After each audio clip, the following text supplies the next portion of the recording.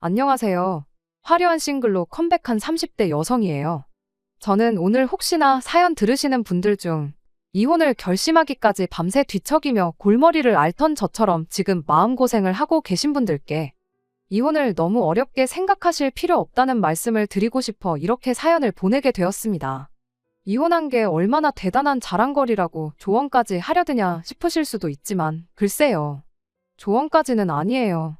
사람마다 개인적인 사정이 있으니 제가 내린 결정이 제일 옳다고는 말할 수 없을 테니까요. 하지만 저는 요즘 전에 없이 잘 지내고 있습니다.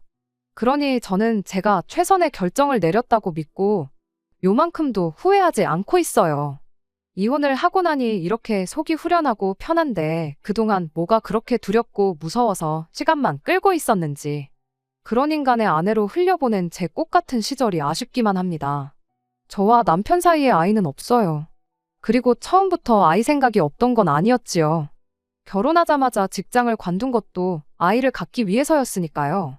하지만 제가 직장을 관두기가 무섭게 남편은 완전히 다른 사람처럼 변했고 그런 남편의 모습에 진절머리가 난 이후로는 아예 아이를 가지려는 시도조차 안 하게 되더라고요. 그런데 이런 사정을 아는 친구가 언젠가 물었습니다. 그럼 아이가 있었으면 잘 살지 않았겠냐. 하지만 사람이 하나를 보면 열을 안다고 남편은 아이가 있다고 해서 크게 달랐을 것 같지 않아요. 오히려 제 신세만 2배, 3배로 고달퍼졌을 테지요. 그리고 다들 이야기하니까 저도 밝히자면 저희 또한 요즘 대세라는 반반 결혼을 했습니다. 남편이나 저나 당시의 벌이는 비슷한 편이었어요. 그런데 두 사람 다 사회생활을 시작한 지 얼마 되지 않았던지라 양가의 도움 없이 부부가 되기는 빠듯한 형편이었죠. 그래서 양가로부터 똑같은 액수의 지원을 받고 더 필요한 건 대출을 받았어요. 그런데 결혼하고 얼마 지나지 않아 남편이 아이 얘기를 꺼내기 시작했습니다. 둘 다 1살이라도 젊을 때 아이를 가져야 신체적인 부분에서나 경제적인 부분에서나 유리하지 않겠냐면서 말이에요. 그리고 그런 남편의 말이 어느 정도는 저도 일리가 있다고 생각했지만 문제는 저는 이를 포기하고 싶지가 않았습니다. 출산과 육아로 생기는 공백이 부담스럽기도 했고 무엇보다 저는 제 일을 사랑했거든요. 하지만 결론부터 말하자면 결국 남편이 원하던 대로 저는 회사를 관뒀어요. 그나마 다행인 건 제가 종사하고 있던 분야가 프리랜서로 활동하기에도 나쁘지 않았으니까요. 하이리스크 하이리턴이란 말이 딱 맞는 업종이었던 거죠. 그래서 아예 아이를 안 낳을 거면 모를까 언젠가는 내려야 할 결정이란 생각에 남편의 뜻에 따라주기로 했네요. 회사를 나오던 날 대표님이 1층까지 따라 나오시면서 한 번만 더 생각해보지 않겠냐며 많이 아쉬워하셨어요. 그리고는 혹시나 복직하고 싶으면 언제든지 연락하라고 하셨는데 저도 그게 정말 그런 뜻은 아니었을 거라고 생각해요. 하지만 한편으론 그래도 내가 나름대로 인정은 받았었구나 하는 생각과 함께 이 회사에 들어오려고 제가 고군분투하던 시절이 주마등처럼 스쳐 지나가면서 기쁘기도 하고 아쉽기도 하고 그렇더라고요. 아무튼 그렇게 회사를 관두고 프리랜서 생활을 시작한 지 딱 1달이 지났을 때였어요. 그날도 평소와 마찬가지로 남편은 출근을, 저는 집에서 제 할 일을 하고 있었는데 갑자기 현관문이 열리는 소리가 나대요. 남편이 퇴근하기엔 이른 시간이었지만 남편 아니고서야 올 사람이 없었으니 저는 당연히 남편일 거라 생각했고요. 그런데 투덜거리며 복도를 지나 거실로 들어온 사람은 다름 아닌 시어머니셨습니다. 그리고 이제서야 생각해보면 저도 일단 인사라도 먼저 드렸으면 좋았을 텐데 생각지도 못한 시어머니의 방문, 그것도 시어머니께서 비밀번호를 직접 누르고 들어오셨다는 사실이 좀 황당했다 보니 저도 모르게 어떻게 들어오셨냐는 소리가 먼저 튀어나갔거든요. 그랬더니 내 아들이 비밀번호를 알려줬다며 신경질을 확 내시는데 지금 이게 다 뭐지 싶으면서도 아무튼 안 좋은 상황이란 건 바로 알 수 있었죠. 그리고 그때 제가 뭐라고 대꾸를 하기도 전에 시어머니께선 너 정말 직장을 관뒀냐며 따지듯이 물어오셨습니다. 어떻게 당신한테 말 한마디 없이 멋대로 회사를 관둘 수가 있냐면서요. 그런데 저로선 솔직히 그런 시어머니의 말씀이 쉽게 납득이 가질 않았어요. 저는 다 큰 성인이고 게다가 남편과 충분한 상의 끝에 내린 결정이었으니까요. 그리고 무엇보다 제가 회사를 관뒀다는 사실이 이렇게 시어머니께서 막무가내로 찾아오셔선 마치 저를 취조하듯 물으실 일인가 싶은 게 여러 가지로 황당하단 생각밖에 안 들더라고요.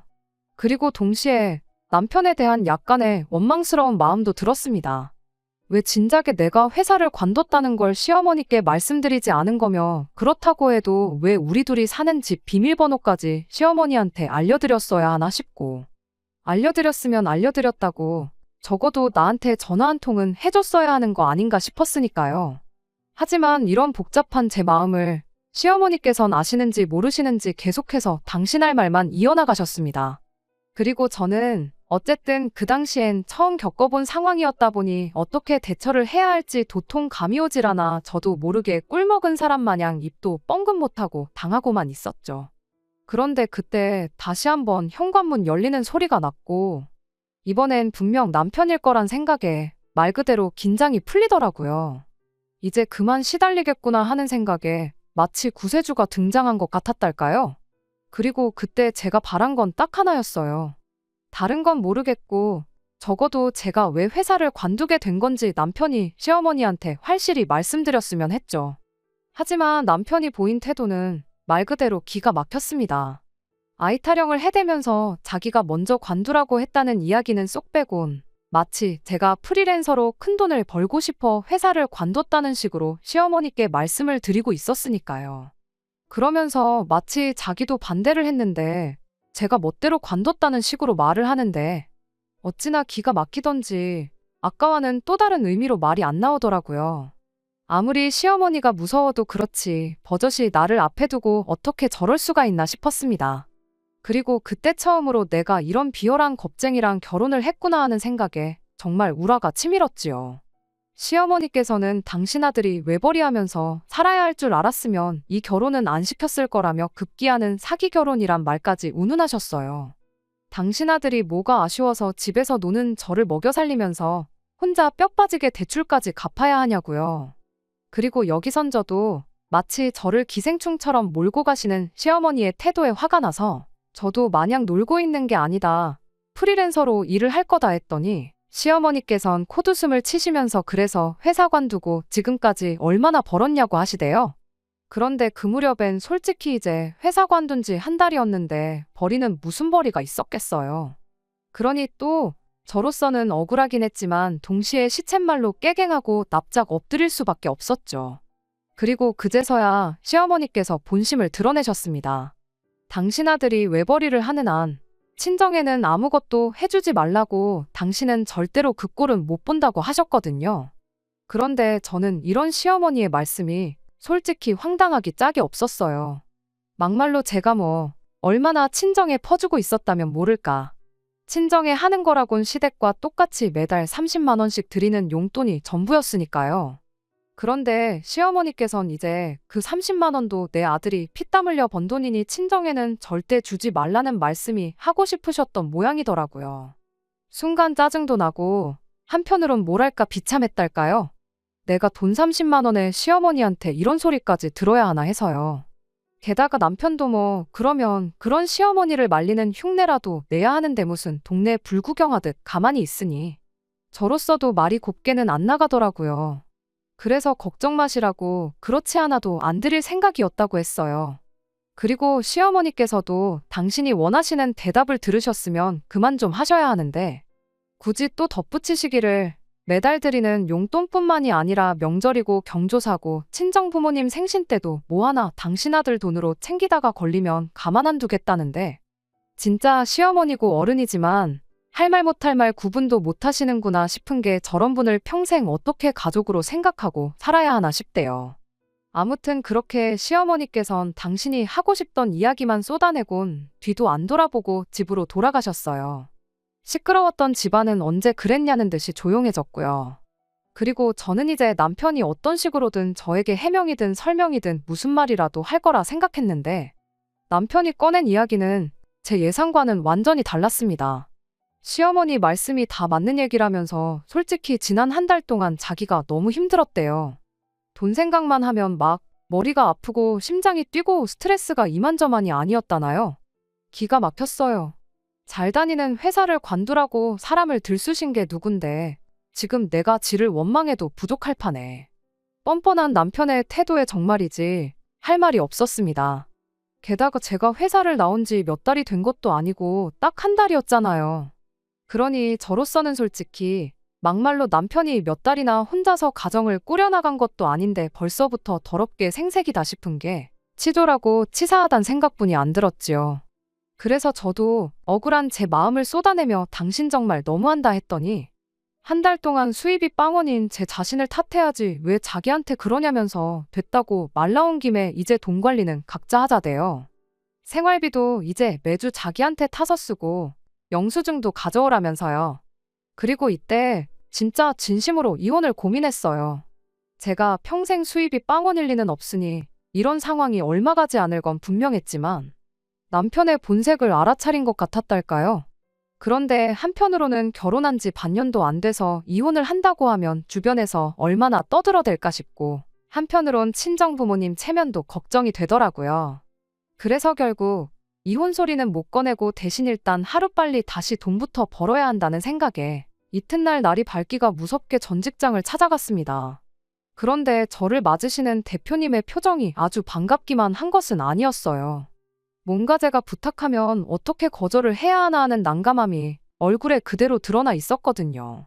그리고 그런 대표님의 표정을 보고 나니 저도 자존심이 있지 차마 돌아오고 싶단 말은 할 수가 없었습니다. 부탁이란 게 하는 사람도 어렵지만 거절해야 하는 사람 입장도 쉽지는 않으니까요. 그리고 저는 무엇보다도 대표님과 제 관계를 허투루 날려버리고 싶진 않기도 했어요. 업계 내에선 꽤나 영향력이 있는 사람이기도 했고. 그래서 그냥 별의미 없는 이야기만 조금 주고받다가 웃는 얼굴로 돌아 나왔네요. 남편은 퇴근하고 집에 들어오기가 무섭게 복직은 했냐, 언제부터 다시 출근하냐며 질문 공세를 쏟아냈습니다. 그래서 제가 복직은 안 한다고 했더니 저보다 더 실망한 티를 팍팍 내면서는 그럴 줄 알았다면서 이제 정말 어떡하냐고 이달도 자기 혼자 벌어야 하는 거냐며 한숨을 푹푹 내쉬는 거예요. 하지만 남편의 개차반 같은 짓거리는 거기서 끝이 아니었습니다. 며칠 뒤 아침을 차리고 있는데 남편이 대뜸 오늘 아버님 건강검진이 있다며 저더러 모시고 다녀오라대요. 그리고 저도 뭐 바쁜 게 아니었으니 남편이 곱게 부탁했으면 별말 없이 알겠다고 했을 텐데 대뜸 한다는 소리가 생활비를 받았으려면 저도 뭐 하는 일이 있어야 할 거 아니냐면서 앞으로는 자기가 이것저것 시킬 거니까 그때마다 군소리 없이 그냥 하라는 대로 하면 된다나요? 게다가 그뿐만이 아니었습니다. 생활비를 얼마를 주는데 메뉴가 이게 뭐냐? 청소는 왜 이렇게 해놨냐 해가며 자꾸 트집을 잡는데 하루는 진짜 내가 왜 이런 소리까지 들으며 살아야 하나 싶은 게 말 그대로 현타가 오더라고요. 그래서 그날도 저녁 준비로 정신이 하나도 없는데 남편이 뭐 자기가 입으려던 옷이 아직도 빨래통에 있다면서 생활비 받기 싫은 거냐고 시비를 걸길래 끓이던 국을 그대로 싱크대에 들이붓고는 한 번만 더 그딴 소리 해보라고 그땐 나도 가만히 안 있겠다 했어요. 네가 무슨 생활비를 몇백씩 주는 것도 아니면서 어지간히 하라고 계속 그럴 거면 그냥 이혼하자면서요. 그리고 그날 이후로 저는 시쳇말로 악만 남아서 어떻게든 돈을 벌어야겠다는 생각이었습니다. 그래서 자존심이고 뭐고 다 내려놓고 대표님한테 전화를 드렸어요. 그리고는 혹시 회사에 들어오는 일 중 단가가 안 맞는 일들은 저에게 소개해 주실 수 없겠냐 부탁을 드렸죠. 그랬더니 다행히도 대표님께선 당연히 해줄 수 있다면서 사실 그날 그렇게 저를 보내고선 당신도 생각이 많았다 하시더니 이렇게 연락 줘서 오히려 당신이 고맙다고 하시더라고요. 그리고 그때부턴 솔직히 대표님이 주시는 일은 마진이 얼마건 간에 주는 대로 족족 받았어요. 그랬더니 얼마 안 가서 제가 일을 잘한다는 게 입소문이라도 났는지 회사가 아닌 저를 보고 들어오는 일도 늘어나기 시작했지요. 그리고 그때부터는 남편과 각방 생활을 시작했습니다. 사실 이미 정은 예전에 떨어져서 한 입을 덮고 자는 거 자체가 고역스러운 날도 많았는데 마땅히 핑계가 없다 보니 각방 쓰자 소리를 할 수가 없었거든요.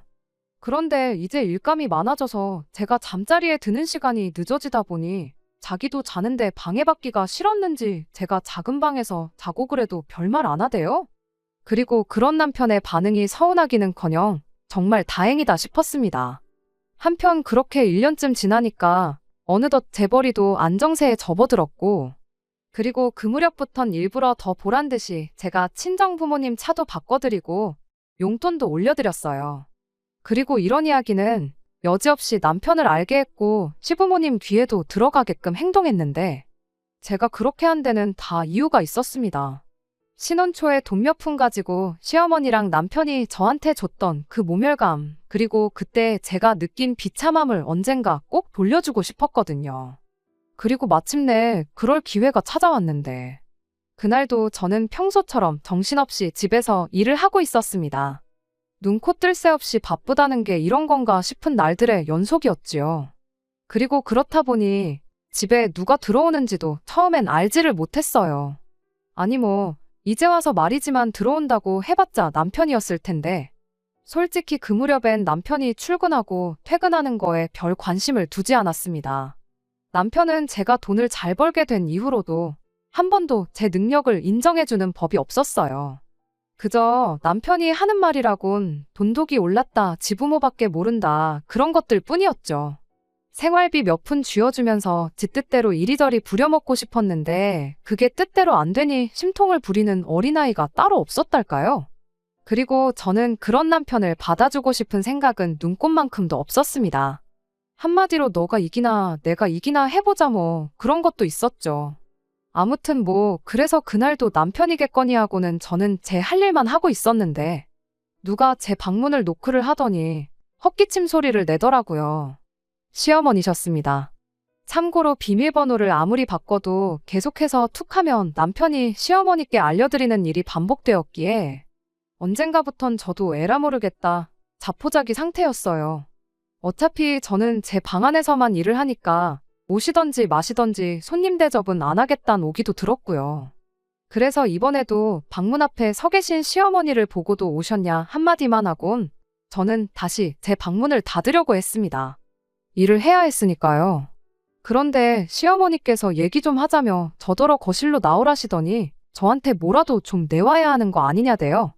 그래서 저희 집 어디에 뭐가 있는지는 저만큼 어머님도 잘 아시지 않냐? 필요하신 거 있으시면 꺼내 쓰시고 드시고 싶으신 건 찾아 드시라 했습니다.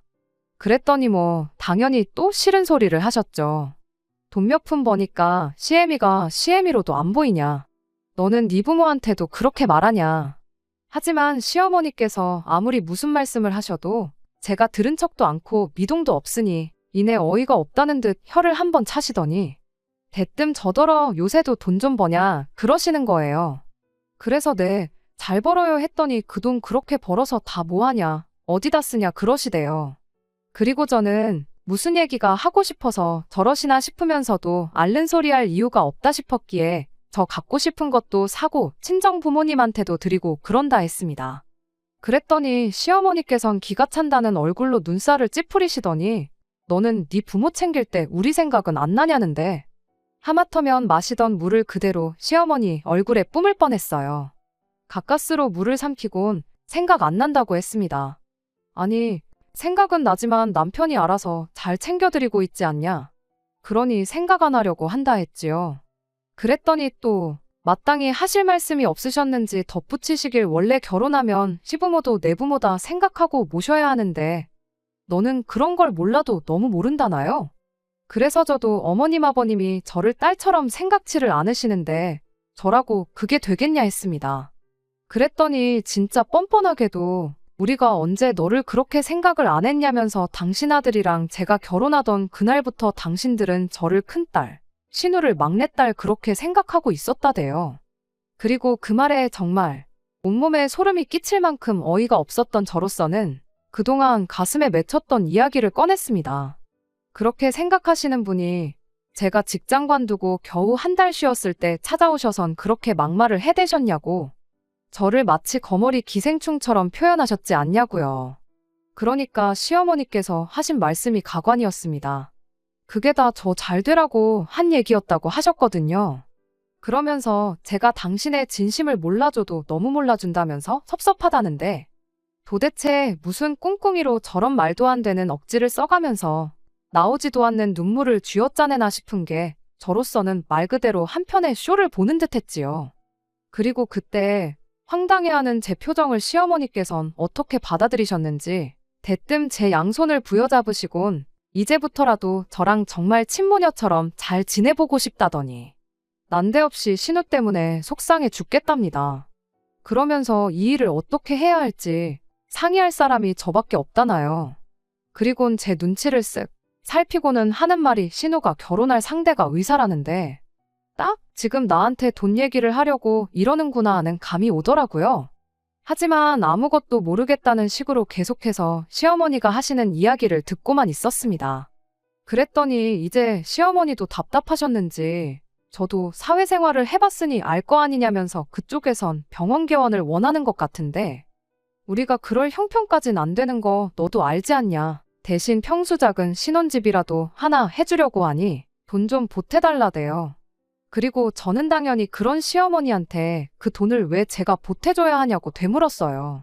제가 정말 책상 앞에서 몇 시간씩 허리 한번 제대로 못 펴고 일해가며 번 돈인데 그 돈을 왜 신우 신혼집에 보태주냐고요. 그리고는 잘난 어머님 아들하고 이야기하시라니까 걔가 무슨 돈이 있냐는데 저도 알고 있었어요. 남편이 개털인 거. 제가 친정만 챙기는 걸 보고는 오기가 났는지 어느 날부턴가 남편도 아주 질세라 시댁에 이것저것 마구잡이로 사서 날라댔거든요.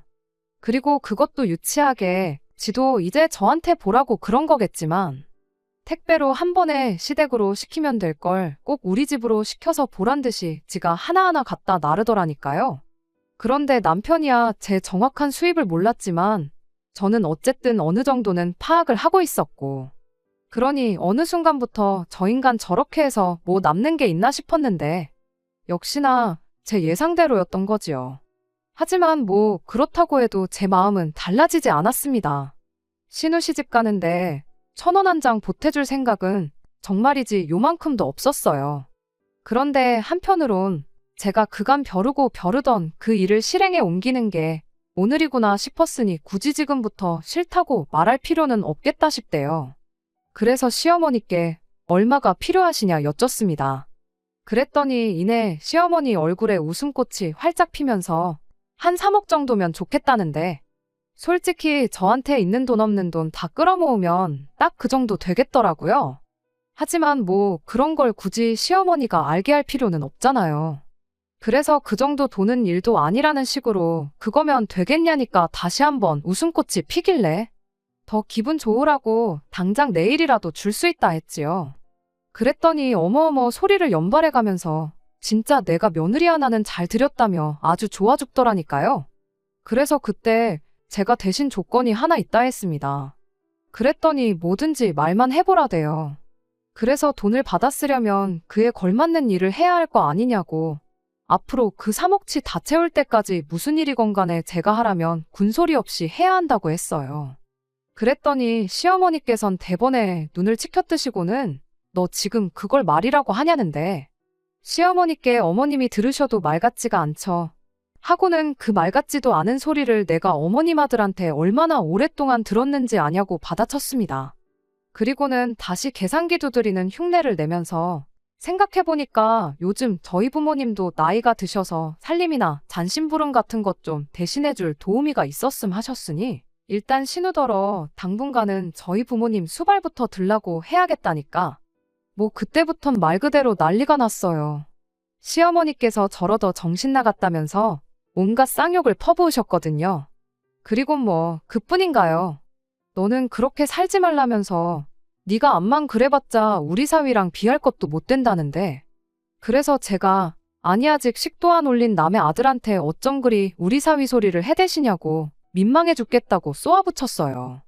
그리고 그날 저녁 시어머니께서 씩씩대며 집에 가셨다는 사실을 남편이 모를 리가 없었고 그러니 제 예상대로 퇴근하기가 무섭게 남편은 우리 엄마한테 뭔 소리를 짓거린 거냐며 저에게 달라들더라고요. 그래서 내가 뭐 못할 말 했냐. 네가 했던 말 그대로 했는데 왜 난리냐 했더니 남의 인생을 가지고 제가 뭐 갑질을 했다면서 말도 안 되는 헛소리를 짓거리더니 급기야는 도무지 저 같은 여자랑은 못 살겠다면서 이혼 얘기를 꺼내더라고요. 이땐 솔직히 아차 싶으면서 말 그대로 기분 참 더러웠습니다. 이혼 얘기를 꺼내도 내가 꺼냈어야 하는데 하는 생각 때문에요. 하지만 뭐 그렇다고 제가 이혼만은 못한다 할 것도 아니고 그래서 알겠다고 내일이라도 당장 하자고 했어요. 그랬더니 남편이 좀 당황한 표정을 하더니 이내 실실 웃으면서 이혼해봤자 저만 손해라대요. 재산 분할하면 제 재산의 절반은 자기 몫이라면서 말이에요. 그래서 제가 또다시 아무것도 몰랐다는 얼굴로 정말이냐 물었더니 저더러 너는 돈독이 올라서 일만 하니까 세상 돌아가는 것도 모르냐면서 원래 부부가 이혼하면 재산은 반반으로 갖는 거랍니다. 특히나 우리처럼 반반 결혼한 부부는 헤어질 때도 무조건 반반 갖는 거라나요? 어쩜 인간이 저렇게 단순하고 멍청한가, 저런 머리로 직장 생활을 어떻게 하나. 한심하단 생각을 넘어서 갑갑하고 한편으론 저런 인간 뭘 보고 내가 결혼을 했나 하는 자괴감까지 드는 게 참으로 복잡한 심정이었습니다. 그리고 저는 그렇게 될 리가 없다는 걸 잘 알고 있었기에 남편이나 더 놀려줄 생각으로 그럼 이혼은 하지 말자고 했더니 이 인간이 제가 정말 뭐라도 아쉬워서 지한테 매달리는 줄 알았는지 더더욱 기고만장해서는 자기는 이제 정말 저한테 오만정이 떨어져서 못 살겠다면서 무조건 이혼을 해야겠다는 거예요. 그리고 그렇게 이튿날 이혼에 필요한 서류들을 미리 다 챙겨놓고 남편이 퇴근하기만을 기다리고 있는데 9시가 넘어서야 남편이 말 그대로 죽상을 하고 집에 들어왔습니다. 그래서 제가 여기 이혼 서류 다 준비해놨다니까 자긴 이혼 안 할 거라대요? 그러면서 나라법이 이상하다고 분명히 반반 결혼을 했는데 왜 재산 분할은 반반이 안 되는지 이해가 안 된답니다. 그리고 듣자 하니 회사에 반차를 내고 변호사를 만났던 모양이에요. 그런데 이제 아무래도 그쪽에서 남편이 기대한 대답과는 정반대의 대답을 해준 것 같더라고요. 참고로 저도 아닌 게 아니라 남편이랑 이혼 생각이 들 때마다 변호사를 이따금씩 찾아가 상담을 받곤 했는데 마지막에 받았을 땐 그런 말을 들었어요. 남편처럼 버는 족족이 다 써버리는 경우엔 재산 형성에 대한 의사가 없던 걸로 보여지기에 재산 분할 시 가져갈 재산도 없다. 그리고 그 이야기를 듣고 난 이후로는 제 마음이 어찌나 홀가분하던지 남편이 자기가 번 돈을 다 쓰던 말던 내 알바냐 싶었지요. 게다가 물론 저도 제 나름대로 제 재산을 지키기 위해 법적인 테두리 안에서 이런저런 손을 써두고는 있었습니다만 그건 여기서 제가 다 열거하긴 좀 그렇고 아무튼 저는 언제 이혼하더라도 두려울 게 없었던 거죠. 그리고 그렇게 순식간에 태도를 바꿔 이혼은 못한다고 버티는 남편에게 저는 그럼 소송으로 가겠다 했습니다. 그래서 얼마나 시간이 걸리건 간에 당신 팬티 한 장까지 다 털어가겠다고 그랬죠. 참고로 못 믿는 구석이 있어서 한 소리는 아닌데 싸움이란 게 원래 기세가 반이라잖아요. 그리고 그땐 저도 좀 악에 받쳐서 말이 세게 나간 것도 있어요. 그런데 그 말이 먹힌 건지 아니면 또 어디 변호사한테 뭐라도 들었는지 얼마 안 있다 이혼하자고 하대요. 대신 자기 재산에는 손 떼지 말라면서. 그래서 저도 이때 다 싶어 알겠다고 하고 이후로 혹시나 남편 마음이 바뀌면 어쩌나 하는 생각에 어지간히 남편 눈치를 보며 숙려기간을 보냈습니다. 그리고 마침내 남편과는 남남이 되었는데 황당하게도 일주일이나 지났나 시어머니한테 연락이 왔어요. 그리고 저는 또 신혼 때처럼 당신한테 말 한마디 없이 이혼을 했냐고 따지기라도 하려는 건가 싶었는데 웬걸요. 한다는 말이 돈 3억을 못 구해서 신우 결혼이 파토가 났답니다. 그러면서 이게 다 저 때문이라고 협의 이혼이 말이나 되냐면서 이제라도 양심이 있으면 저더러 위자료를 내놓으라대요. 기가 막혀서 말을 할 때 제발 생각 좀 하고 말씀하시라고 내가 머리 털라고 올케가 돈 안 해줘서 신우 결혼 파토 났다고 올케가 위자료 줬단 이야기는 들어본 적이 없다 쏘아붙였습니다. 그리곤 이런 전화 한 번만 더 하시면 그땐 저도 가만 안 있겠다. 그쪽 아들하고 딸 회사에 전화해서 아주 개진상 짓을 하겠다 했더니 가타부타 말도 없이 전화를 뚝 끊어버리더라고요. 그리고 이후로 새벽에 자냐는 문자는 기본이고 제가 없으니까 살맛이 안 난다는 개똥 같은 문자가 번호도 없이 몇 번인가 오곤 했는데 그럴 때마다 치졸하고 비열했던 남편의 얼굴이 떠오르면서 어찌나 밥맛이 떨어지던지 그래서 결국 핸드폰 번호는 바꿨고 살던 동네도 이사했어요. 이혼하자마자 아파트 팔아서 서로 재산 정리하고 그리고는 그래도 동네도 익숙하고 그래서 근처에 집을 구했었는데 이래저래 시달리고 그러니까 익숙이고 뭐고 이사를 하는 게 맞겠더라고요. 그리고 그렇게 정신사나운 얼마간의 시간이 지나고 나니 지금의 평화가 찾아왔습니다. 진작에 이혼했어야 했는데 뭘 그렇게 걱정했었나 싶어요.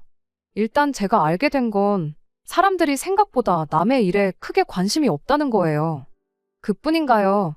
저희 부모님께선 체면이고 뭐고 내 딸이 잘 사는 게 제일 중요한 거라면서 제가 이혼을 못하고 버텨왔다는 사실에 어찌나 속상해 하시던지요.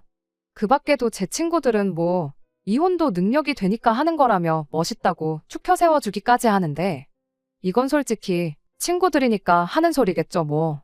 그래도 같이 웃어넘길 수 있는 사람들이 곁에 있다는 게 다행이다 싶습니다. 그리고 마지막으로 저는 지금 전 직장의 대표님과 진지하게 만남을 갖기 시작했어요. 똥차가 가고 벤츠가 온다더니 그 말이 정말 딱이다 싶네요. 그리고 저도 그 벤츠에 어울릴 멋진 사람이 되려고 열심히 노력 중입니다. 그런 결혼은 또 할 거냐고요? 그건 모르겠어요. 하지만 당장은 그 어떤 후회도 남지 않게 최선을 다할 거예요. 그래서 연애도 일도 두 마리 토끼 다 놓치지 않겠습니다. 끝까지 들어주셔서 감사합니다. 오늘의 사연은 여기까지입니다. 구독과 좋아요, 알람 설정 부탁드리고 더 좋은 사연으로 다시 찾아뵙겠습니다. 감사합니다.